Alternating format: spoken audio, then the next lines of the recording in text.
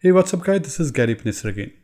As we all know, iPad is getting popular these days, and gap between laptop and iPad is getting smaller and smaller. So for that, Apple launched a new keyboard called Magic Keyboard. I'm using it for a week now. Here are my thoughts on it.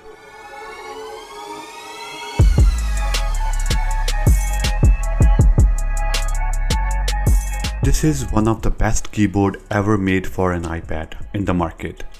Apple literally nailed it. It has amazing build quality with a very solid base made of aluminum covered with rubberized material and seems like very durable. When you open the case, you will see two hinges. First is in the bottom, which goes up to certain angle. It is very strong. You can feel the click of it. You can see what kind of material they have used for it. Second hinge is on the top flap where the iPad sits. On this part, there are very strong magnets which holds the iPad very securely. This was a blown away design by Apple. You don't have to charge it separately. It takes power from iPad itself through the connector. I was amazed how easy it was to connect with your iPad and take it off whenever you want to use it as a tablet. With this keyboard, there is a pass-through Type-C connector in the bottom corner. This works very well as a charging port and gives you a feel of laptop. iPad's Type-C connector is now free for the accessory like external drives. If we talk about the quality of the keyboard, it is really amazing to type on. Keys are backlit, so there is no issue in typing at night or low light, as it was with the Apple Smart Keyboard. Best thing is the trackpad. Since iPad OS started mouse support, this trackpad is an amazing addition to it. It feels really nice and you can click anywhere on the trackpad, and you can also use all the gestures as you can use with a MacBook. With an awesome keyboard and trackpad, it is almost a laptop. Why I said almost?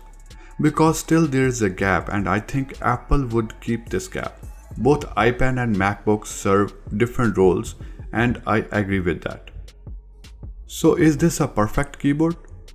Well, the answer is almost. There are a few things which I feel odd about.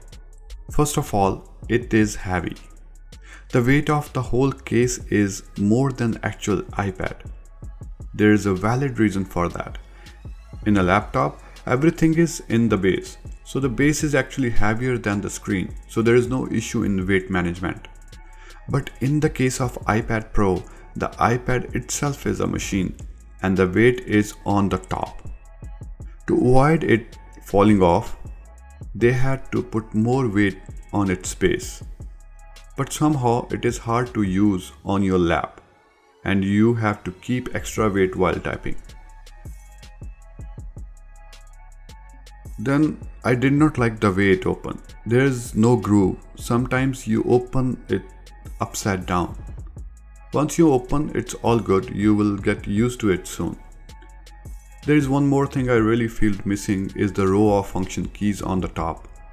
For any kind of functions like volume, backlit adjustment, or even the escape key function, either you have to go into the setting or touch the iPad. iPad itself is a touch screen and it's meant for that.